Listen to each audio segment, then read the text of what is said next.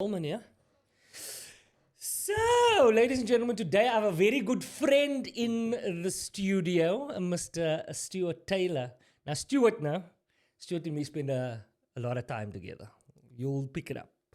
And Stuart Stuart was the first people that came to visit us in this house. So, yeah. Kijk vir jou. So Stuart didn't struggle to get I didn't have to call for the address before I came. Nee, jy het geweet waar jy ingekom. How's it been going? I use muscle memory, my friend. Nee, no I can find my way back to a place where I threw my name away. Me and Stuart live so close to each other, the Uber don't pick me up. They don't want to pick us up from the house. It's a short drive. It's too short. A 14 rand trip on an Uber Black. Yeah, Uber Black. So, meneer, how have you been? I'm very good, man. I'm very good. How are you? I'm good. Excellent. You going to Makanda? I'm going to the National Arts Festival to attempt to write a new show. So and this is a thing that you've taught me, that I've never been able to do, but you go and sort of explore new ideas at Makanda. I do. Listen, I have many ways and shapes of doing the thing that I do. Sometimes you book a date. Yeah. Then you now got a theater. Then you now come up with a name and a press release. Yeah. Then you must now write a show and you just watch the clock countdown. That's one way to write. Another way I find, which is a lot more fun, is go to Makanda. You spend 10 days over there. You use it a bit like a rehearsal room. Yeah. You're there hanging with a bunch of comedians all day long. You don't have the responsibilities of life. So you can wake up in the morning, you can write a couple of jokes, you try it on stage in the afternoon, work it out over there, go back on stage, and hopefully by the time you leave, you've got something that's like the foundation for something. So I use Makanda to do that. I like that idea. I would love to be able to do that. But when I started really going back to Makanda, there's a lot of people, I got a lot of support in the Eastern Cape. Right. So then I feel like I'm cheating them because some nights I'll have 200 people now. But then you told me again I should have listened. You can must book a 50-seater. I should have booked it for next year. Yeah. Book a the 50-seater. Graham Hotel, my friend, 100 seats. Amazing. Plush. Bar next door. A liquor audience. They're intimate. They're fun. You also, because there's no pressure around the marketing.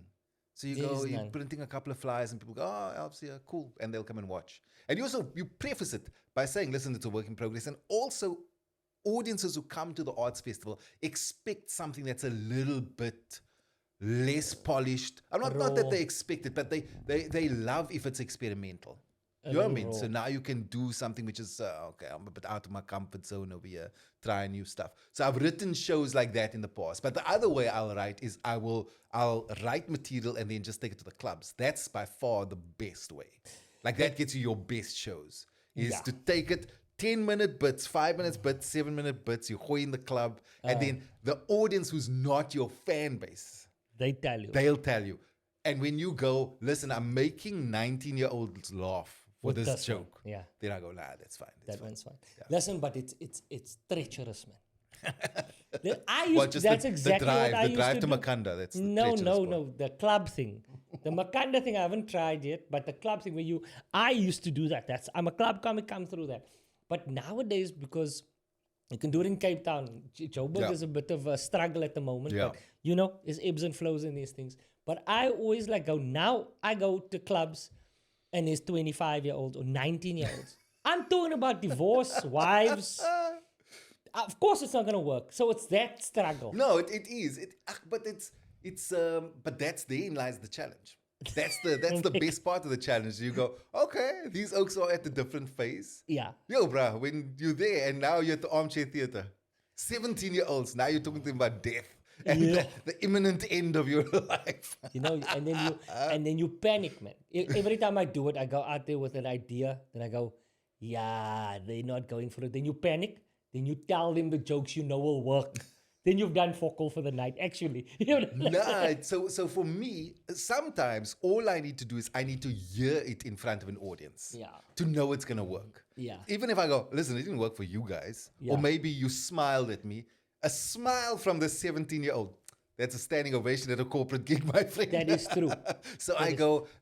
I sometimes just need to hear the words come out of my mouth in order to create the bit. That's so. I mean, I'll write, and conceptually is the thing, but sometimes there's something about the rhythm of your speech. Yeah. There's just a way you put it out there that when it comes out in your voice, and then you go, that's the thing. And when you hear it, and so obviously the gig is, record yourself. Yes. Then when you watch it back, you go, oh, okay, I see where I was going with this. Why didn't I join these two dots or whatever? So, But you very casually say these things, but Stuart's very disciplined. I've seen you at those festivals. You actually go, no, guys, I won't see you. I'm busy watching my tape. Now, comedians, bruh, at the festival, after night 1 of watching the tape, even night 3 of is net brandy, say, that's hour it is. But you're very disciplined. I do try because I go, well, that's the reason. That's the gig. That's why I'm here. Yeah. So your housemate's my friend. That's the one. Very important. You can't share a house with the party comics. The party comics, they must go stay at a different house. They must stay at the house. I go visit that house. Yeah. My house is filled with myself and Conrad Koch, my friend. You want to feel undisciplined, share a house with Conrad Koch. That man will wake up in the morning and start writing jokes. That man does, like, people, I'm going to have him on here. That bra is the most hardworking comedian I've ever seen. Now, you call him at 8:30. No, I'm just busy working, just stuff for this puppet. No. I'm like, bra goes to an office. Yes. No, call him. Hey, man, you got 5 minutes. Can we chat in 20 minutes? I'm just rehearsing the rest of the set. Okay, I'll speak to you in 20 minutes, my friend. I say, couple of beer, korrel hom. You know what I mean? Korrel hom. Maybe it worked, maybe it don't. No. But for him, it's a different kind of skill. It's like a magic trick. You know what I mean? Like you've got to be physically. There's perfection in the craft of what you do. Whereas there's perfection in the imperfection of what we do. Yes, there is. There's a method to this. Like, I know exactly how my shows go. Yeah. I know that there's gonna be Positive Strokes is not done yet. Sure. That's why I'm selling shows that are happening in October, which then the show will be tight. Right. But I know my process. Like, you must know the animal you're dealing with. I need to go through panic first. Complete and utter panic. Because what I do is I collect ideas. Right. Tons of them. I've got enough jokes to fill a 3 hour. Then now the trick for me is not finding what's funny, but being honest about what isn't funny. Yes. Pruning That's away the big thing. the things. That's the tough was one. dronk to you didn't Yes, These nonsense, these people, you know what I mean? Yeah. So that's a big. Then the real work starts happening a week before the first date. It's for me. It's funny because these things are like when you allow it to live in an organic space, then you can create magic. Like I was doing the show I'm doing now. The reason I'm still doing Odd Man Out for the rest of this year is because it only came together this year. Like I did it last year, debuted at Arts Festival last year. So typically I should be doing a new show, but I did it. It was okay. It was great. It was lovely. Then it went to Joburg. I was like, oh, cool. Okay, now it feels like it's more or less something. Then it went to Gqeberha. Yes, bro, when it left there. You know what it was, man? There were uncles in my front row. A row of like 9 uncles, all left their wives at home. They came to come and heckle me. They drunk and they heckling me. They just adding to the show. These oaks wrote maybe 19 punchlines with this Killer. Op a brandy and coke. On a brandy and coke. You know those punchlines you would never have thought of. You can be doing comedy for 20 years. You'll never come up with a silly punchline. This uncle just gave you right now. That's a gift. When I left there, I was like, yeah, that's right. And then this thing, and by the time I did in Cape Town, I was like, okay, there it is. This is the show. And even thematically, I always kind of go, well, thematically, is it strong enough? And it was kind of weak thematically. In my mind, maybe just the subtext wasn't strong enough. Yeah. So now I'm like, okay, cool. It works now. And it's about more than. Yeah. Like I always want the audience to go, it's about more than the surface level stuff. So if you go any show, technicality, you go, maybe it's about colored identity, but maybe it's about identity in the broader spectrum of things. So then Odd Man Out, you go, it's about this dude who's just maybe trying to find his place in this new world. Then you go, no, it's more than that. It's now becomes about imposter syndrome or whatever, and generational trauma and handing things over to your kids. Then I'm like, no, man, like it's got to have that layers for my audience to go, there we go. That was. Also, Man, it's just, I've spoken to so many comedians about this thing. Sometimes you're doing the show for a year and a half, then you catch a dick punchline in the last 5 shows left. You You know already what? recorded. I was about to say the worst is when you catch that punchline Nah. after you shot it. Like It's happened to me before. Where you like, yo, it's so much I've better. done stuff where I've done like a gag for like a corporate gag. Now you've been doing it for 5 years. Yeah. One day you forget about it. You forget about it and you bring it back. And then there's a different punchline that comes up. You're like, what? Nothing So to much. that. That's why I get like, especially South African audiences are very like, oh, there is a new jokes. South African audiences are all about it must be a new joke. But what I think they're missing is that what you really want is the old joke. The old joke sometimes revamped is so much better. But we are in that world. And the South African comedians that we have to grind, because it's not like in the US where you can tour the same thing for 20 years. 2 years max hier. Ja. Die mense het alles gesien and then No. they let you know on the internet. Of course. Ek gaan nie die ou kak luister nie. They like that. No, the US, the UK, the beauty, it's a blessing and the curse of having a developed comedy circuit where you go, you can edge out a living doing 15 minutes, my friend. Jerry Go from Seinfeld, club to 20 club to years. club to club. Same Yeah. thing. Yeah. There you go. wild. You had to start writing once the show ended. Yeah. Yeah. So we just spoke about Conrad. So Stuart's been on a podcast with me before on the previous version of this thing, Failed That Friday. So we're not going to go back into your history and how you started. Oh, we had The Godfather. You remember? It was our first trip to The Godfather. Yes. Was Yes, and we had a burger. was it? It's no, that burger joint. Yeah, I think it Your was called The friend's Godfather. place. Yeah, Shane passed away. Shane. Passed on. Was great. Then that time the audience wasn't here. So if you want to see that, go and have a look. It's still out. But we're not going to talk about your history and all that. The reality is you spoke about Conrad though. And this is something I want to highlight. Conrad, you and Riyadh all went to School of Magic in Cape Town. Yes. Together. People don't even know there's a School of Magic, but you went to School of Magic together. Yeah, so yeah. you've known each other, 30 plus years? Yeah, I mean, we were teenagers when we met. Like myself and Riyadh were in standard 6, so grade 8 when we met each other. And Conrad was in grade 8, but he was a year ahead of us at College of Magic because he started when he was a bit younger. Yeah. So yeah, no, it was quite an amazing experience. But also that thing kind of gave us the basis for what we did. In fact, it's very much, you kind of go back to the College of Magic because it was because of those two guys that I got into comedy. How so? So what happened was, by the time we were kind of getting to the end of our or starting varsity, we met a magician named Tom Ogden, American magician. He came to South Africa, he came to a magic convention, and we were blown away. The three of us specifically, because it was the first time we watched a comedy magician. Like the comedy trumped the magic. The magic was incredible, but the driving force was you laugh, be amazed. As opposed to magician, be amazed. Haha, there's a bit of a giggle somewhere. Oh, there's a charming line. This guy drove for the comedy and then, the amazement at the end. This thing blew our minds. For the three of us, we were just at the stage where we were like, oh my goodness, it's amazing. And then Riyadh found a DVD of Chris Rock. He said, have you ever watched this guy? And then we found a DVD of Eddie Izzard. We're like, oh my goodness, this whole new thing was we were kind of defining it at the same time. Then I was studying at Stellenbosch. They were both at UCT. Let's just jump 5 years. Yeah, so this is so we're done with the College of Magic. We kind of teaching there part-time, but we're still hanging out together. We're still doing shows together and so on.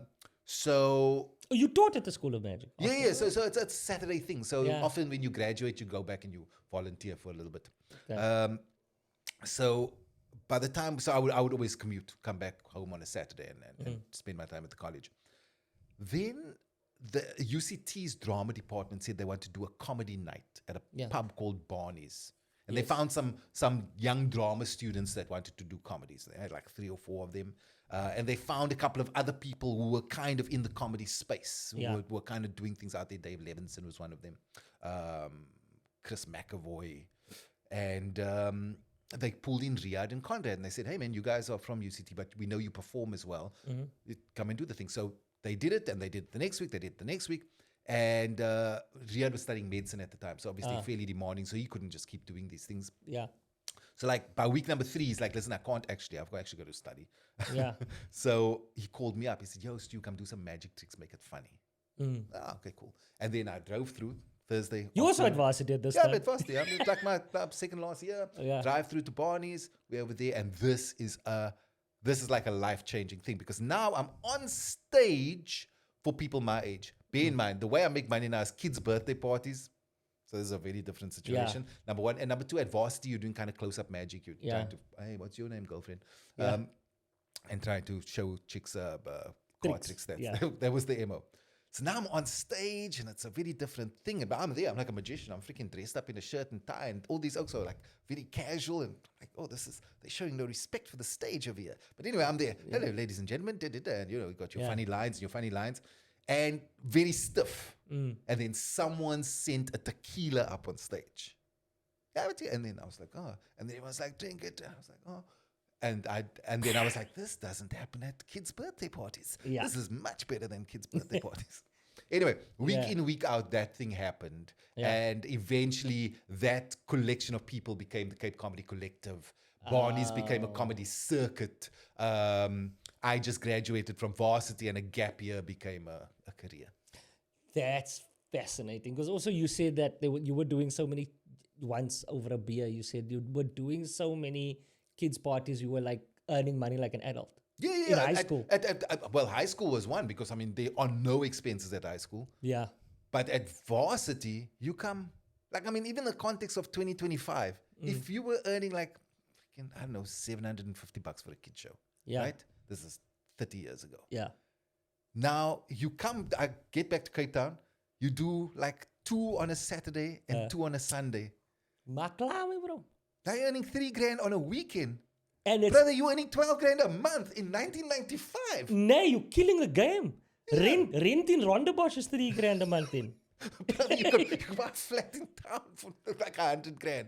It was silly. So it was like real money. So it was a proper thing. So I think that also gave my parents sort of confidence. My parents very much pushed for me to go into the entertainment thing. They were Really? like, yeah. Even though, what did you study again? I studied science. Yeah, but you're was it botany or what? Zoology. Zoology. Yeah. You're a qualified zoologist. I suppose. I mean, like. Yeah, you from Stellenbosch. That's I'm as from- qualified as you get, my friend. Someone told me a funny thing. A lecturer at Stellenbosch University is one of the dads at my kids' school right now. So he says there's a book at Stellenbosch University in the science department, and it's the top 100 most influential science graduates from Stellenbosch, and I'm on that list. But not for science. Not for science. For science of laughing. For the science of laughter. Wow, So yeah, that's a big deal. You pass out because those people take themselves extremely seriously. They do. Stellenbosch is not for the faint of heart. It's real things there. So you're a zoologist, then became you never worked in sciences. You went straight from varsity. So I'll tell you, years since we have the time. Here's the kind of long story goes like this. By the time I got to my final year, because these gigs were happening on the side, I was like, well, I mean, there's a living to be made, and I didn't feel like there was much of a living being a lab assistant or whatever, which is where I was gonna end up. You know? Like literally, to compare, like to give you the comparison, I was like, I think a lab assistant at that stage, like 2099 when I was graduating, was like $3,000 a month. And you slapping that on a weekend at the kids' parties. Then I was like. So that was never on the cards because I was going to go, there's other options over here. No wonder your parents wanted you. Well, that helped. But there's 2 things, and I'll tell you a story about my mom in a sec.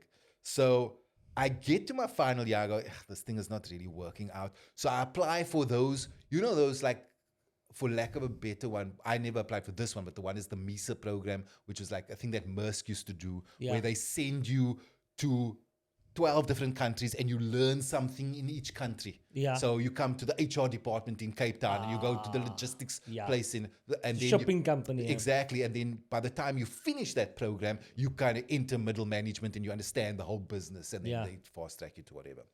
And I know this because my wife applied for that and didn't get it, but then just got into the HR department. So because that's weird. If she had done that, then we would not have been together. Yeah. All these things turn a different corner. Yeah. A different life. So I applied for those kind of things, and there was one that I kind of got shortlisted for. It was down to two of us, and then that didn't work out. And then I thought, you know what I'm going to do? I had a friend whose dad was an accounting lecturer at UCT. Yeah. And she had told me that her brother was an engineer, finished engineering, and then did this thing called the accounting conversion course. So I go, well, what's that about? He says, well, he wasn't quite ready to go into the workforce, so he became an accountant. And you do BCom, first, second, and third year in 1 year. All the classes. You write all the exams. So you start in Jan, you end in December.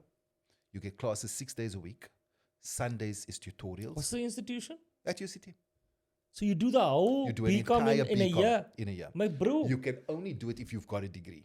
Okay. It's called the accounting conversion degree. And these accountants are so sought after because you've got a background in something else. Okay. So this guy's an actual engineer, but he's got an accounting degree. So for me, it's a dude who's, forget the science part of it, whose practicals were on a farm. So now when a farmer speaks to me and goes, listen, man, the fridge tripped and now the semen samples no longer works, I can go, shit, that's like, I can understand This is how you quantify that. Yeah. So anyway, these people are very sought after. So I go, I write a little aptitude test there, get accepted, pay my deposit with my own money. I'm going to go be an accountant next year. Like, that starts like on the 3rd of January or something like that. Yeah, I am. 1st, 2nd January, I'm packing my bag. There, okay, now I'm going to, wait, this is the year. It's intense, eh? It's it took me a long time to get through a BCom. Brother. In a year, my friend. No, so they go, make peace. There's no social life. Yeah, you must. There's nothing. You go to class, you cannot miss anything. You are there from 8 till 5, and then you study till 8. It's some stupidness. And you do that 6 days a week, and on the Sunday you get, and Sundays are your early day because you work till about lunchtime. And then so you get I was like, oh, I can always pop in at the armchair theater and go and watch shows at least for a year. Anyway, so I'm sitting on my bed. I'm going to go and do this thing now. Then my mom comes in, sits on the bed next to me and goes, you really want to be stuck in an office your whole life? What a good mother. For her, she thought her understanding what I was doing from a science perspective was very practical, because that's all the things I'd come and report. So, we're at the beach today, we're counting crabs, we're walking down the river, we were taking samples. So she thought that the science degree was very much you're out in the field kind of thing. Yeah. So for her, the idea that like, hey, my bro, now you know your children, bro. Better than there's they that. know themselves. And also the fact that she could say that because she was like, yeah, but I mean, there's already, you have an income coming in outside of this thing. Yeah. So it's just something that makes you happy. So I go, I'm not going to do that. I'm going to rethink, back to the drawing board. So here's my back to the drawing board scenario. I find out very quickly that there's a structured master's taking place at Stellenbosch University in physiology, which is one of my other majors, right? So I go, whoa, tell me more about this thing. 2-year structured course, 3 months on, 3 months off, 3 months on, 3 months off, over 2 years. And it's for people who are working. You can do an MPhil, right? So I go, whoa, man. So I can work, like hang around, do shows for 3 months, then study for 3 months, shows, and at the end of it, I've got a master's degree in animal physiology. I go, that's a very easy stepping stone to, and I was going probably at that point like one of maybe 5 people of color who will have a master's in animal physiology from Stellenbosch. They're going to surely promote from within. I'll be a junior lecturer by the time I'm 24. I start my PhD. My PhD by the time I'm 30. Full-time lecturer at 35. Dean of the faculty by the time I'm 40. Die hele ding uitgeplan nou. Yeah, in my mind, by the time I'm 50, I'm the rector of the university. Yeah. Okay, cool. And for me, this is also a great option because lecturing is a bit like performing. I'll be performing every day. Why? So I'm just going to take, but already the year had started. So I was like, this idea came around like Feb, March. So I go, okay, cool. I'm going to take the year off. There's lots of comedy gigs happening. And then I'll go and do this next year. So I'm there. And for the first couple of months, eye on the prize. I'm going to go and do my master's next year. August, I drive through to Stellenbosch. I go to the physiology department. I say, okay, cool, I'm here to apply. They go, no, man, it's a 2-year structured course. It started this year. So you have to wait another So year. you've got to wait. You can't start next year. You're going to start the following year. So I drive home. I was like, what are you trying to... Because I was getting so much pressure from all the comedians who was going, move out of your parents' separate entrance, enter the world, and you will actually be a success. You're never going to be successful unless you take away the safety net, right? That was the one conversation from the management. Then I was hanging out with Kurt Skundra damn near every evening, and he had this French housemate, Cecile. We used to always hang out, watch movies, and then go have drinks at Cool Runnings or whatever. And I'd be at Kurt's house at like till 4 in the morning anyway, and then drive home. And Cecile left South Africa, and Kurt needed a new housemate. So Kurt's in a predicament. These oaks are going, move out of your parents' house and lean into this thing. And Stellenbosch goes, you got to wait another year. And I'm driving home going, what are you trying to tell me? The signs. And then I was like, okay, nah. Got back home, said to my parents, listen, man, I think I've got to move out. My mom was like, oh, no, you sure? My father quietly went to the separate entrance and put a property paper on my on my pillow, like, go find a place, my boy, for sack. It's time. Snape. So I was like, no, actually, I know where I'm going to move in with Kurt. He's got a room over there. I can just pick up the rent over there. That is, like what I hear is, and this is the thing about comics that have been successful. They are, like you pick up from, we are very calculated. There's a plan, and we know those plans don't always work out. But the guys that have been successful in comedy take life extremely seriously. Yeah, listen, I think me maybe to the detriment of it from time to time, because sometimes it's a bit too much. Like I also know some people who just go with the flow, and you all end up at the same place. Yeah. You can't just go with the flow. Which is a bit of a sad thing. You just go, oh, come on. So I think sometimes it's a balancing I act. hear what you're saying. So it's a balancing what act. you're trying to say is that sometimes you work and you plan and you still end up with a bride that didn't work and plan. Exactly. Yeah, okay. So I think you've got to try and not work and plan so hard that this whole thing passes you by. Yeah, You've got to leave room for the magic in the planning. Yes, there must be a little. But you can't. I can't. Listen, some oaks can walk on stage and wing it. I can't. I've never been that guy either. Like, you must have a plan. Yeah. So listen, you've been in comedy for a while. I mean, you really came in after you guys were the first rush. Cow. Yeah. Like the first rush of people in the new South Africa. Yes. Doing stand-up. Yeah. The first time people heard your perspectives, right? Before then, it was obviously like your Parkers and your Hiltons and so forth. From there to now, the jumps. What do you think are the key? I'll tell you what I think mine was, and like the key things that shifted the needle. Coming out of apartheid, now there are a lot more voices into the fray. Yeah. That changes everything, especially for established comics, because now they've got to compete differently. Yes. And their audiences are now, a lot more stuff is available. Yeah. Then you go into your era where people are now not just talking about that. A couple of years go by, you get to a place where people are now looking at international stuff. TV is still very much where you want to be. And then I think now it's TV for V. Yeah. Social media. How do you feel? What do you feel the big shifts have been, and how have you been able to still be here? There's very few people that, let's be blunt, that have been able to say I'm a comedian for 30 years in this country. And it's probably 5, 6. You know what I mean? Listen, there's a book. What's his name? Malcolm Gladwell's book. Yes. Right. It's got this book called Outliers. Yes. And it's a great, I don't always agree with all of Malcolm Gladwell's theories. They're very interesting theories, but they often are not the most scientific theories. They're a little bit out there. But there's one which I loved, which I can apply to South African comedy. Okay? So he explains this thing that if you look at the roster of a basketball team, all of those kids are born in Jan, latest Feb. You go, how is that possible? It's a very, very simple reason why it's possible. And you can spot it in our kids. What'll happen is your boys are at the boys' school. Now, my son is born on the 22nd of December. Yeah. His counterpart, the dude who's in class with him when he's 4 years old, right? They're 5. When did they start nursery grade? They're 4 years old or 5 years old. My son is 4. Your son is 4 years and 300 days. Yes, they're not actually the Now same when age. my son is trying to write k at t with the wrong hand over here, your bro already got a pencil grip. Yeah. Now move that onto the sports field. My son is 300 days behind yours when you are only 1,000 odd days old. Yes. That's a big chunk of your life, right? Big. So my son can't kick a ball, but your son can kick a ball. So then that coach goes, this boy's got, let me tell you, this boy's got potential. Eh? The boy's 300 days older than my boy.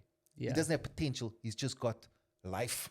Yes. Do you know what I mean? Yeah. So And he's now getting more attention. yeah. And So confidence. Exactly. So what happens is, and it's a natural thing, a teacher will gravitate to someone who they see has got natural ability. Yeah. It's the kid born in January who's got the Yes. natural ability. Yes. So he gets the extra lessons. He gets the special input over here. And you see it on an academic level. You see it on a sporting level.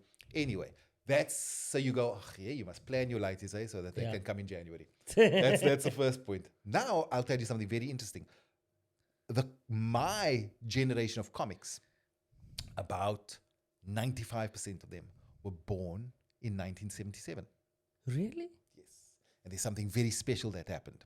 So 1977, Conrad, Riyadh, Brakau, myself, Tsepo Mokhale, Chris Forrest, the list goes on. That entire generation born in 1977. There are a couple of outliers. Dave Levinson is an outlier. Kurt Skoenrath is an outlier. Yeah. Right? And I'll tell you what their mitigating circumstances were that got them to be with us. Yeah. But 77, 78, Paul Snodgrass is 78. All 77, 78. What it meant was, when this thing kicked off in 1999, all of us were either finishing varsity, Yeah. just starting careers, not settled enough in a career for it to be the thing we were doing, not settled enough to have kids, not settled enough to have families. You could get on a flight and go to Joburg and sleep on a couch because you didn't care about sleeping on a couch. You weren't attached to any, a bond and a this and a that, and you needed that energy Yeah. in order to do the thing. Dave Levinson had just gotten divorced. So Kurt was like in a long-term relationship and then split from his girlfriend and then found himself with all of these guys over here. Yeah. So like there was a whole period of people. So the point is that, funny enough, what year are you? 82. 82. The next big, then you have your outliers, J, U, da. There's the next batch comes 87. Okay. Robbie, Mojack, blah, blah, blah, blah, blah, blah, blah, blah. Me, like when I look at the group of people that I sort of started with, Skulk within a year or two, Skulk, myself, Jason, Donovan, Nick, there was a group of people, there's more, Madinga, all success. I also think, I don't know if it's got to do with the time you're born or the group you're in. Yes, where yes, steel forges steel. Yes. Because now you're not competing, but you're competing for slots and attention. You're learning. So the thing that irks me most about young comics is when they don't watch the show. Yeah. No, don't go play pool at the back. Watch the show. I was a watcher. I always Like this watched the thing, show. I remember not being on stage at the Armchair Theatre on a Sunday. Myself and Kurt, we take a walk down. We just sit on the steps. We just watch people who are marginally better than us. You're watching a Chris McAvoy and you're going, the way he wrote that joke, he was the best writer. And then the way Mark Sampson could command an audience as an MC, you go, oh, wow, look at how he says it. Yeah. I'm like, guys, you're going to learn in that way. So the collective is a very important thing. And that's, so what happened was you had two collectives starting at the same time. You had a Joburg collective, which was called Joe Parker's Comedy Express. Yes. It was Chris very Forrest much, and it was very much a white boy club. Yeah. And it was a white boy club, not because Joe was excluding anyone, but that's who the voice was. Alan Adams, Al Prodgers, Chris Forrest, Martin Jonas. Davis came a bit later. They were a collective. They were people. the guys, yeah. Vlismus was a part of that. And then in Cape Town, you had a very liberal English woman was managing a group of people. So the Emma was very different, very Soviet Union situation versus Joburg, which is an old white man was in charge of the thing. Yeah. So the ethos was very different over here in Cape Town. Sam was always pushing people of color and women. Yeah. Like, we need to hear those voices. Joe Yeah. was going, fuck it, I'm going to take the money. These Yeah. songs are making These me money. ones are funny. Yeah. Gooi. And to his credit, I will always give Joe Parker this. Yeah. Like, Joe, if you proved yourself once to Joe that you were funny, in my experience, it was done. It was over. It was, he wasn't that dude that kind of kept funny comics back because No, he he was wasn't. pushing his own agenda. No, he Because listen, he had his own people he managed, but I'll never forget, he opened the comedy warehouse in Cape Town. On the Thursday, this thing was running for like a month. He booked no Cape Town acts because he believed the Cape Town acts were way inferior. Yeah. Like, you guys don't have it. My acts, he brings them all down. So on a Paul Snodgrass had jumped ship, and Koki Falco was part of them, and Colin Moss was part of them, and they knew us because they worked across both fields. So Koki or Colin or whoever said, yeah, man, get Stu on. Just give him an open spot. Give him 5 minutes. Get up, 5 minutes on the Thursday night. Joe comes to me afterwards. He goes, do you MC? I say, yes. He says, okay, you're going to MC the rest of the weekend. I say, sweet. Darren Ball. Like, you must go. We must go headline or whatever. Destroy. Kurt does an open spot the next day. Joe goes, you MC, you headline? He's like, hey, wait, I don't have to pay for flights. Yes, and then that became our gig. Every single, he didn't hesitate to go, maybe you need to still work a little. He was just like, obviously, man. No. Jump on. I'll tell you my story with Joe. I miss Joe Parker's club. I miss it so much. Because Joe gave me my first open spot. Yeah. But besides that, Joe for some reason, Joe had to see you do well for him to make you a paid act. Yes. Every time that Joe was in the club and I had an open spot, average night. But I'm there every week because I live near the place. Sure. So everyone goes, how is this bruh still not a paid act? But it worked out in my favor. It took me 2 years to get paid by Joe. I'm headlining in some places. But at the club that I'm at the most, doing 5-minute slots, the staff knew. Everyone knew. But Joe wouldn't let me become... And it helped me so much hone my craft, mature a little bit. And then when I did, he made me headliner. There we go. Headlining, hosting. And Joe's me. But I miss that. I miss a lot. I miss Kurt's club for that. I miss Joe's club for that because what those established clubs do when they're making money out here. They're not just selling comedy, they're using it as a vehicle to sell food and alcohol. It's a business. So they can't take risks. They're not gonna, hey, let me try this lighty. No. It's a structure. Yes. And for you to get on there, you have to be good. Yeah. And it almost legitimizes the rest of the club gigs that are happening in pubs and places. True. Because it makes everyone go, okay, that's the benchmark. True. And it made the acts better. It just made the acts better. When those guys are gone now, you struggle to see some of the good acts come through because everyone's got their own gig now. It's lopsided sometimes. True. The reality is that at a Parker's, at a Kurt and them set a timer. The thing, second half starts at 8:45. Yeah. Come rain, hell or high water. Yes. And if you can't keep the time, just weg. Yeah. And when I went overseas for the first time, that came really handy. Yes. Because, in Australia, you have 5 minutes, you went 7. Warning, night 1, my friend. Oh, yeah. Night 2, you're not coming back for 3. That's it. They tight, and it makes the 100%. shows better. Yes, exactly. Exactly. Yeah. No. So listen, I mean, there were a bunch of different things in terms of, how this thing kind of worked out. And a lot of it is luck and timing and so on. I always credit like the serendipity of the year that we all started was the year that Kalula.com launched. And that was also a big comedy brand. It was, It was all comedy stuff. But more before the comedy thing, it was just a vehicle to get to Joburg. Oh, do you mean like that? As in, you it's needed not to people fly SAA. Okay. My first Oppie Copy, we flew with SAA. Very expensive. Brother, now you're paying whatever thousands of rands on a flight to go sleep in the sand. To go sleep in the sand. And this was the first time they used Cape Town acts because it was a hell of a risk to use Cape Town acts. Because, hey, we got to fly you there. Where's now Kalula.com? It's 400 rand for a return flight, my friend. Yes, we can try now. Of course. And the strangest thing is that at that time, what felt like all these strong acts came out of Cape Town. Lloyd Gola was Cape Townian. Kagiso Ladege was Cape Townian. Stuart Taylor, Kurt Konrad, Dave Leveson.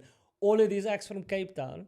And then weirdly enough, you have this, like, there's also like circumstantial things like you mentioned. I never even thought of that. Like the flights were cheaper, so now you get more shots in Yeah, yeah, Joburg. yeah. It's strange. That's the thing, man. Like you go, this people take too much credit for their own success. Yeah. Like there are factors beyond your comprehension that works towards your success. Yeah. Like I'm What do you- acutely aware of that. What do you think your thing, besides the time you were born? I mean, you can say that, I understand, but you've been here for a long time. You've done a lot of one-man shows. You're funny. You know, like, there's a thing that you have to be funny. The funny guys don't, like, I mean, I'm not going to mention people's names, but some of the people you mentioned, they don't do stand-up anymore. Yeah, for sure. Because for they sure. go, he's better off as an actor. He's actually better an actor. Yes, You know yes, what I yes, mean? yes. What No, do you think the thing is? I think, well, that's actor's an interesting option you choose because it's the thing that I go, you've got to love this thing. Yes. You've got to love the art form of this thing. Yeah. If you love being an actor, Yeah. and there are many of them that are that you know, they'll dabble in stand-up because that's a little bit of a fun thing to do on the side. And some of them find great success in it from time Yeah. to time. But then you go, yeah, but my real passion is being an actor. I go, but amazing, bro, that you can Yeah. get to do Go. both. But Yeah. you're gonna, the one that you are actually passionate about is the one that you're going to. Yeah. I, for example, I'm not an actor.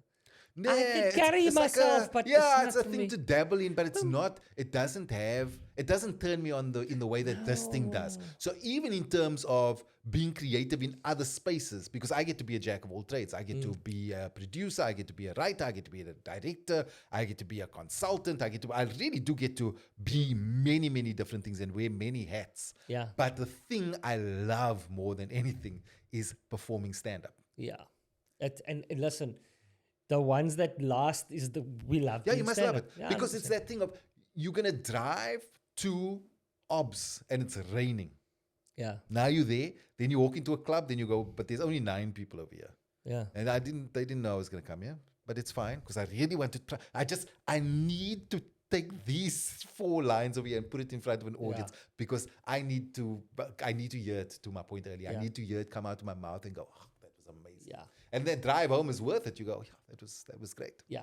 So, listen, you just mentioned this. You also do a lot of other things. And Yeah, I yeah. don't think people, like the public, don't understand that. Also, sometimes success in comedy is to be able to pivot when times, because there are times where comedy is at a high. Yeah. And there are times where comedy is just tickets aren't selling like they used to. Yep. We're in a slump right now. I think like to a large degree, people are not, like, they got their people they come to, but they're not just taking chances with their income at the moment. You know, you've been really good at producing stuff. People don't know this, but Stuart also produced some gospel shows. Laugh Africa, you creative director, right? That's like creative director on the biggest comedy festival that's in Africa this year. Who would you have? You had We ended up having Faizon Love. We had Deon Cole yes. up to a week before. Yes. So like Stuart is responsible for all that, negotiating all that stuff. So like you have a whole business outside of stand-up. Yeah. All of it's sort of connected. Yes. But like just mention some of the things. I know it's not like asking a man to rattle off his resume, but how have you been able to use stand-up to pivot into other things? So there's a company called Tailor Made Productions, which is our production company. Yeah. And it was started out of the necessity of dealing with corporates. I needed another entity to deal with corporates. So, for example, we were doing, it kicked off many, many years ago. It kicked off, I used to do it, you'll remember Going Nowhere Slowly.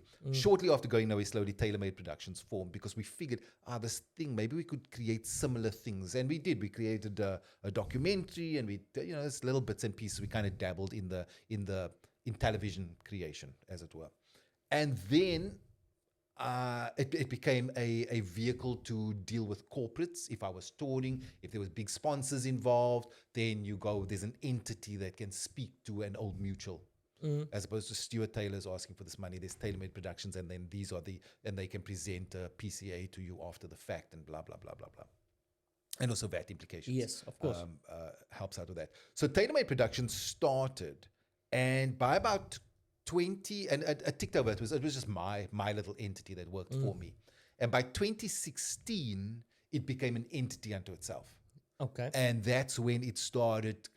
When I say an entity unto itself, where I wasn't the front-facing person. It was the first time where I was creating a material, campaigns, online ads, or all sorts of things, online content for blue chip companies, where I wasn't the face, where I was a producer, or I was a director, or I was a writer, or I was an editor, or I was whatever. So, and TaylorMade kind of grew from that. So now TaylorMade is a multidisciplinary media so it enterprise. It produces gospel. Produces gospel. Gospel shows. Talk shows. Talk shows. Besides the gospel thing, the music shows which it produces is I have a producing partner in Joburg. Yeah. Who lives in that world. Yeah. And often I will come in at the back end and facilitate those deals with broadcasters. That's really my role. Yeah. I mean, I've been there. I've been on set for the last, we were shooting in Joburg in Randburg, where, you're there. Edit suite and booked all of these acts and watching them perform. This is not comedy. When you start realizing gospel's doing way better than comedy. Yeah. So TaylorMade does a little bit of that, but for the most part, it works in a comedy space. Yeah. 9 times out of 10, it leans in towards the comedy space because I go, that's where the expertise is. But to a large degree, there are a lot of things that you've done that I've been watching, and I go like, it's from stand up, and then you're using the skill set. Yeah. Like doing corporates is not just anybody can go and do it, and using humor to make the day better for a really corporate is a whole skill unto itself. And to understand that you can't do all the gigs yourself, who can do it, and also besides getting the act, Stuart also sometimes builds the whole conference. You've done those big sets. Those are the best ones are the ones where I get to execute something from beginning to end. Yeah. So sometimes if I'm facilitating a conference, then I'll go, those the best conferences are honestly those roadshow ones where you're doing 5 or 6 cities and you're working with the same people and you are creating the experience and the takeaway for that audience. So you can kind of craft it from the beginning all the way to the end. Those are fantastic because then you really do get to sink your teeth into those. Don't get me wrong. I love a corporate gig where they go, we just need 30 minutes of comedy. Oh, it's my favorite. My favorite. Pop into it and people are just happy to see you and you go. Those are fantastic. But the ones where I get to lean in a different kind of creativity is the one where you go, okay, cool. We're talking about fraud. Bro, when they go, Stu, can you do an hour-long talk on fraud? When is this? 2 months' time? Absolutely. Absolutely. I need a good 2 months to write a fraud talk. But the fascinating thing is earlier you spoke about being a zoologist and then trying to do a BCom and then using those 2 skills together. You very much have done this with comedy and corporates. Because you are now able to, after all the hundreds, probably thousands of corporates you've done, you can see from the outside with TaylorMade that this will work, this won't work. Yeah, and also because I so part of my business off stage is sitting in those meetings with those corporates. So you go, I sit in a status meeting with a whoever. So you go, I understand that you get a first-hand taste of company politics or the way these employees actually see management, etc. Because I'm from the outside looking in. Yeah. Do you know what I mean? Yeah. So then it can color how you do what you do. If management needs you to get this messaging across, you can go, listen, that's not the way to get that message across to these people over here because they're upset about the terrible coffee over there as opposed to the whatever. Yeah, and it's very much a messaging thing. And sometimes, you can't, it's corporate people. He's the GM, he's the CEO. There's guys, a lot of them have studied accounting and they've been in that. But you are technically in communications. You know how to bridge that gap in a way that the audience will now receive it better. And that's a massive thing. Yeah, listen, it's also, it's many years of practice, I guess. And that goes back to that old College of Magic. You kind of get the basics of, they're going to teach you how to stand on stage, put your legs your feet at 45 degrees and stand like this in order to command an audience and so on. So weirdly, a side note, I have done work where I've helped CEOs, well-known people. Yes. talk. Yes. Like talk, because they're brilliant at making decisions for the business, and then they go, Alf, can you just help us like this? Can't get that message across. Yeah. It's a great thing. It's always I mean, sometimes I've been very fortunate. I have some very loyal corporate clients, and some clients that I've been working with for decades, and some come and some well, you know, this person then leaves this company, goes to another, and then you go, now you on Now, because now they you take you with slutting a whole your journey with Sanlam begins now, whatever the case may be. But I think it's I've always prided myself on getting to a point where they're going to trust me to go, this guy is going to speak to our audience in a tone that we needed them to, you know. So even, albeit just from the he's just popping in for 30 minutes to do the comedy. Like from that all the way to he's going to craft a talk about fraud. Yeah. And 6 months later, when I reach out to you and go, have we solved some of the problems? And they're going to go, yes, there are actually drops in the stats of blah, blah, blah, blah, blah. You go, oh, that's fantastic. So now where else are you having problems within your organization that we can fix? Because we can talk to them in a way that you can't. Yeah. Because we're outsiders and we can be foolish, we can be silly, and we can lean into the irreverence of it. 100%. I also benefited from that shift over to when you guys, you realized with TaylorMade that, you must remember, I've known Stuart for a long time, but at that time I'm living in Joburg and I'm going like, how do I, broaden my reach? Because I was coming in and out of Cape Town, but I needed more friends in the business. So I call you and I go, listen, how do I get, because at the time I'm not Big Five worthy. I know this. I'm just trying I'm like, because Stuart used to do a big show called Big Five, top 5 comedians, and then it's big venues. And I'm trying to open for that thing. Remember that? I do. And, Can I just say, and it was like, I loved the enthusiasm. Fuck man, I wish I could put you on the thing, but it started with such a specific thing. Yeah. With Reddy D doing a thing, then I was like, I can't take Reddy. I was going to contact Reddy D off for this bra that no one knows. You know what I mean? And also with that shift in 2016, now I've done stand-up a good couple of years at that time.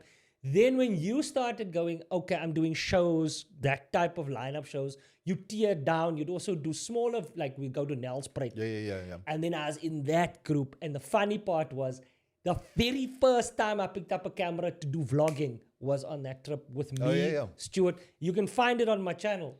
And that was like, you can see how I'm still raw. Everyone's looking at me like, what gaat die aan? Why have you got a camera? Why What's going on over here? camera? Natalie came to drop me and I had this big rig. And I remember Melt Sieberachen sitting in the back going, what the fuck, man? And that was the beginning of me understanding or trying to figure out what the world's going to be for me in the future. Yes. Now, outside of this, when you do Laugh Africa, I obviously within reason, I want you to explain to people what a massive undertaking a festival like that is, because you work on it basically for the year. Like people see it, and it's because, let me just explain what Laugh Africa is. It's 3,000-4,000 people, up to 5,000 people in one venue. Then there's multiple other comedy shows happening, sometimes concurrently, or, in different rooms, smaller venues, different lineups, all Afrikaans, all vernac, big lineup shows. Then also sponsors and the pressure of finding an international act to headline this thing. And you deal with all of it with partners from the top to the bottom. Can you tell us how difficult it is to get a headliner and just to have conversations? And you don't have to be specific, just like, what's the general thing? Like, because people always go, why doesn't XYZ come in? You know what I mean? Why can't we get Dave Chappelle? Yes. There's a protocol involved that they don't even pick up the phone for you. No. Listen, it was quite a interesting thing. I was in London. I was sitting at the lounge. Yeah. And it was a really great run in London. And I got a call from my producing friend who does the gospel shows. Yes. He sent me a WhatsApp earlier saying, Stu, there's someone who wants to reach out to you, chat to you about a project. So I'm sitting in the lounge and I get the message. And I go, hey, okay, cool. Let's set up a meeting with the guy.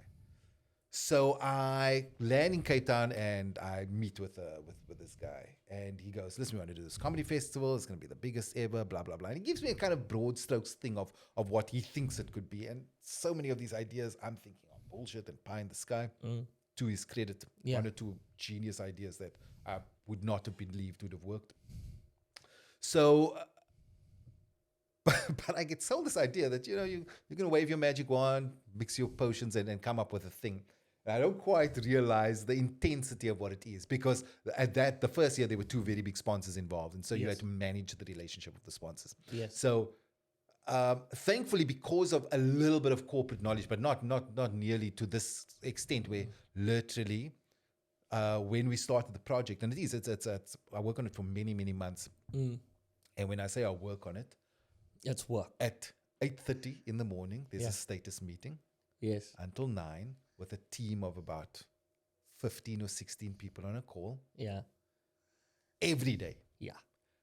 On a Wednesday at 11 o'clock or 9 o'clock, there's a status meeting with the marketing team of the one entity of Showmax.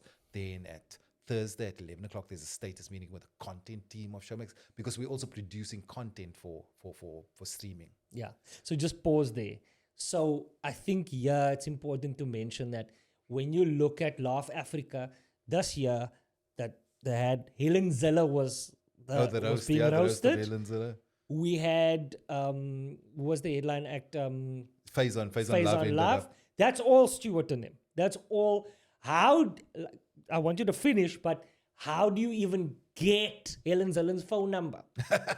Forget convincing the woman to sit there and take punches, But anyway, I want you to continue. So it's I mean, there's, I guess I realize I do have an amazing Rolodex, and I think that is besides kind of dreaming up an idea of what a festival could be. Yeah. The real skill I bring to Laugh Africa is I've got an amazing Rolodex. I can speak to anyone. Yeah. I literally can speak to anyone. And generally, if I pick up a phone and say, "Hey, it's Stuart Taylor, comedian," I'm not sure. Like, they all go, "Yeah, Stuart." Like, we've met before.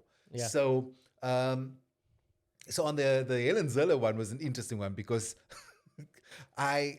who did I call? I called it a journalist friend of mine.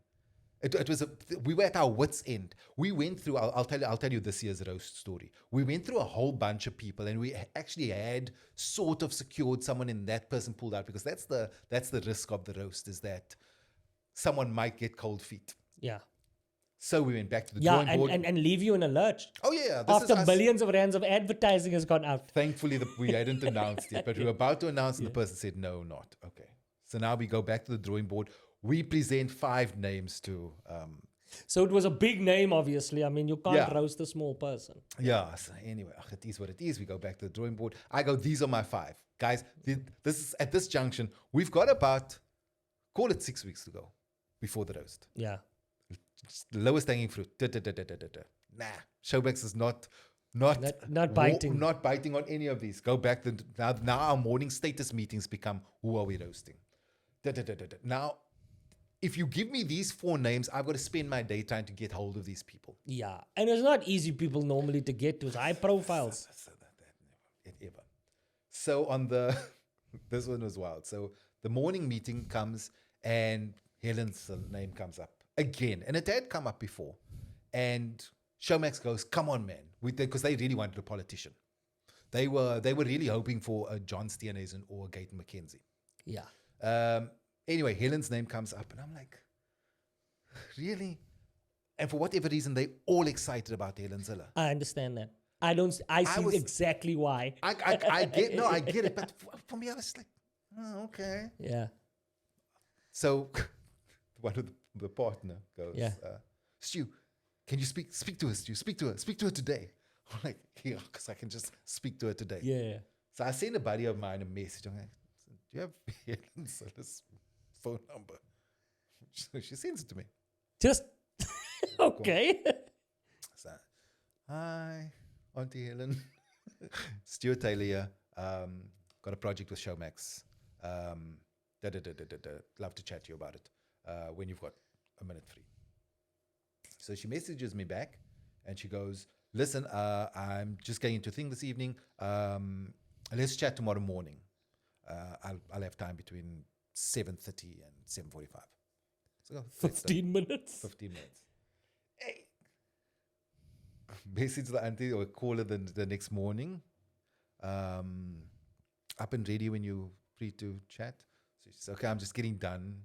I'll call you in the car. Okay, cool. 5-minute conversation. Yes. Hey man, listen, this is the thing. We want to do the what's the name? Would you be keen on doing the thing? Yeah. And she literally went, I get roasted on Twitter every day. Why wouldn't I do it? Thick skin. Yes, it's the thickest of skin. Did you? I would be shocked. I was shocked when I heard it said. Then, so now our status meeting is at 8. I get to that call. I say, Yeah, you're feeling strong. to the lead team. These two of the partners. Helen is in. Hey, they were willing to give me bonuses at this point. I can imagine. 3-4 days later, Stu, we just need to meet with my team. Says Oh, Helen. okay, here we go. So she goes, no, man, listen, they're my advisors. And basically, then I realize Helen is keen. She's keen. We just need to meet her legal team, who think it's a terrible idea, by the way, and convince them. Yes. So I fly to Joburg. She's in Joburg. We have an advisor who's on a Zoom call, and we sit and we meet her. And to her credit, she said, cool, I'm going to do it. I have a couple of conditions around this, that, and the other, and they weren't over-the-top conditions. There wasn't sort of creative control and those kind of things. It was literally along the lines of her time. Her time is very precious, and how we commit to using her time. Very reasonable. Very, very reasonable. And I can't believe it. Here we go. Amazing. A Helen Zille roast. That's amazing. Listen, that is even more impressive than turning and getting Deon Cole and then changing Deon Cole to Faizon Love in like a week. Not in a week, in 3 days. So Deon Cole goes, so we very excited. Deon Cole is here. Brilliant comedian, brilliant writer, brilliant actor. Amazing. Yeah. Go Google him if you don't know who he is. So also again, send him a WhatsApp. Hey Deon, Stuart here. And I send him a video of a highlights reel of the festival. The highlights reel is incredible. Yeah. So hey man, I do this thing called Laugh Africa. This was last year. We had Eddie Griffin last year, and here's what we did. He's and then he's going, oh dope, looks dope. So I go, man, is there any chance you're free on this weekend? So he goes, what kind of money? So the things in rands. But also he's been in South Africa, so he knows that the rand is, not particularly good. So he goes, no, that's cool. I'll come and do it. Oh, nice. Sign, Done. do whatever. I remember for the record how excited you were about it. Oh no, I was over the moon. This is the coup of note. This was the That coup is of note. a very nice act. I hope he comes back because He will. such a strong comic. Like He will. He'll come back. In fact, I sent him a video of, because when I landed in Joburg, his billboards were still up. I was like, brother man, we will really, because bear in mind, so this is the timeline. Friday night, I'm supposed to get a video from him saying, hey, Deon Cole, I catch you over the weekend, Laugh Africa. So I call his manager. I say, hey, man, just checking on the video. He goes, Stu. I WhatsApp him. Then he goes, can you jump on a call? Oh, Hey, brother, this is a Friday night. Laugh Africa happens in a week's time. He goes, listen, I don't think we have anything to worry about, but Deon wasn't feeling well. He's gone to hospital. They're just checking it out. I don't think it's anything major. So I go, okay, cool. Hey, sleepless nights. Saturday morning, I'm driving my kid to rugby. Call comes in. Deon Cole gets to hospital. He goes, I'm having trouble breathing. And basically they rush him into surgery. They go, they did some scan, you got water on your lungs, water on your heart, whatever. And basically he's got 2 stab wounds. 6-week recovery. yeah.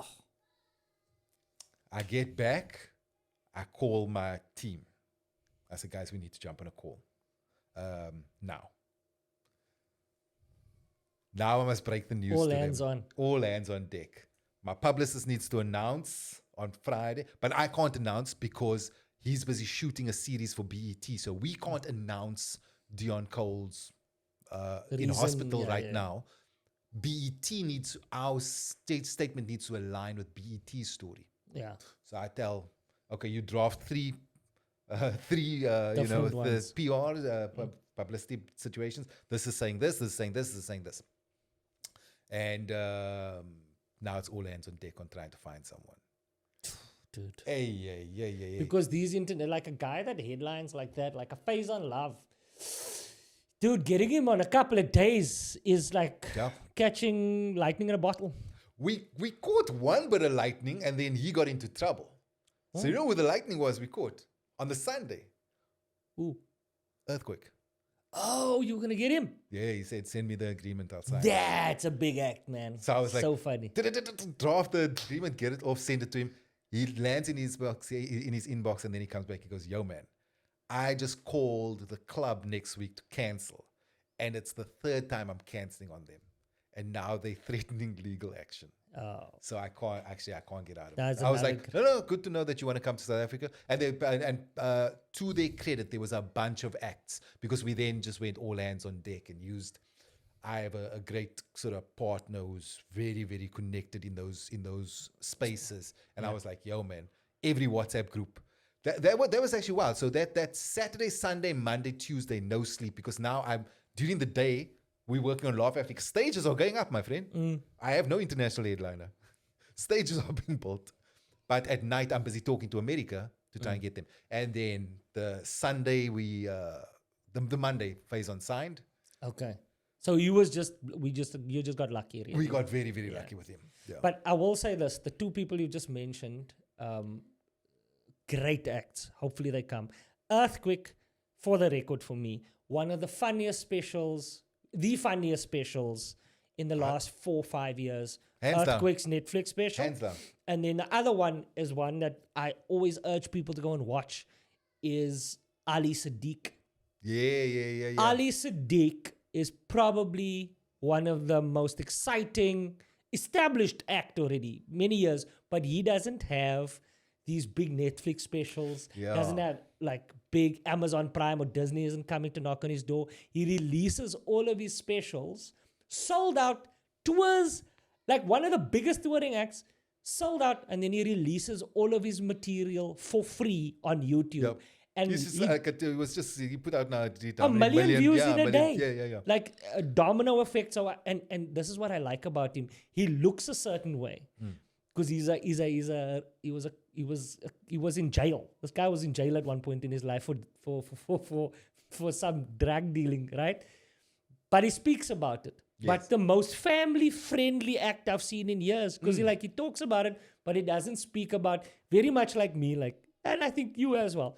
Doesn't talk about sex, doesn't talk about politics, doesn't swear unnecessarily. There's no swearing really, but just cuts a funny tale. Yes. So those two oaks, if ever. Earthquake was Earthquake is one of the only comics where I had to pause his Netflix special. Really? I was missing gags because I was laughing so much that I had to pause and go, wait, man, hold on, let me catch my breath. Actually, I want to rewatch that thing. It's so good. It's relentless. So the good. Pace at which he delivers. And funny enough, when I mentioned him to one or two of the comics, they were like, I would have flown to Joburg to watch. No, me. I'm in. No, I'm coming. Yeah. So before we wrap up, I just want to say this. Thanks for coming. We're going to do this again. What do you think of stand-up and the comedians that South Africa is producing now in the last decade? And especially after you were there, watched Trevor Noah. Yeah. And I always talk to people about whatever your thoughts are about Trevor Noah in the world. Trevor Noah is a phenomenal product of South Africa. He's a outlier in the world. I don't always people can wrap their minds around that. He's in the Forbes top 3. One year it was Jerry Seinfeld, Kevin Hart, Trevor Noah. Yeah. So he's not just a big deal in South Africa. He's a global. And he's a phenomenon in the world of comedy. He's not a phenomenon in South African. Yeah, he's comedy. now transcended that thing. A Kiwi comic will look at this thing in the way that we as South Africans look at it and go, wow, that's amazing. So everyone can do that. Kiwi comics understand that thing. That ascent is. It was something else. Abnormal. It was ridiculous. But what do you think of the crop now? What do you think the future is for stand-up in South Africa? Where do you think it's going? I really do think that like one of our strengths as South Africans is that we, our superpower is that we can make light of almost anything. Yeah. And we can make light of it we just open up a Twitter feed or a Instagram feed. Just read the comments. Read the comment section of what South Africans say. It is like we've got funny bones. We've got funny ways of looking at the world. And we do that for some of the most serious topics. And that's our superpower. So South African comics are sort of tempered in that fire of being able to do gags about anything, where the rest of the world won't necessarily touch that material. And it's not to say that the material is taboo. If they're doing a joke about a cat and a dog, they will go to a space that other people won't go to.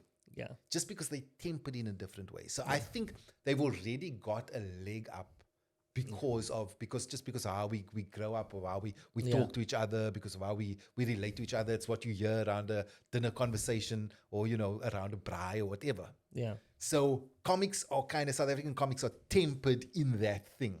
But then they've also got like the legacy of a pretty sophisticated group of comics who've come before. So you can't also get up on stage and do material that is not sophisticated. Yeah.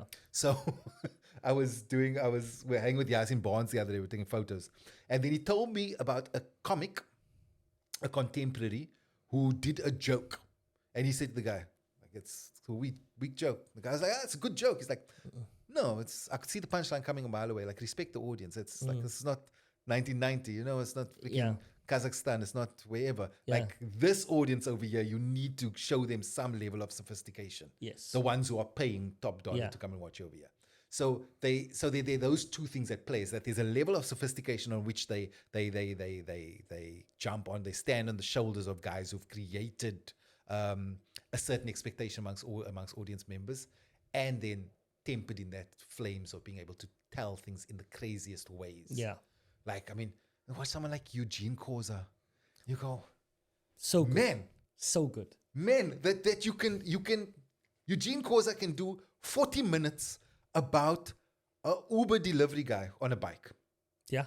And you will be on the floor rolling because you've never ever spotted you'll make fun of the flip-flops the guy is wearing on this thing. Like, you go, that level of thing is the thing that South African comics have got. And if they lead into it. Do you know what I mean? And I see a lot of that. So I got to do this Jive Funny Championships. I popped in for like 2 or 3 of them. It's great, man. Yeah. It's just, I was saying to Yasin on that thing specifically, like, there are no bad acts.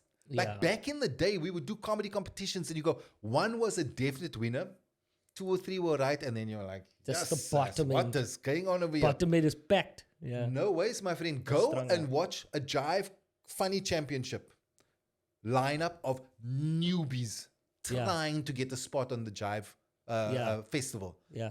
And then go and watch a comedy club performance in New York or London.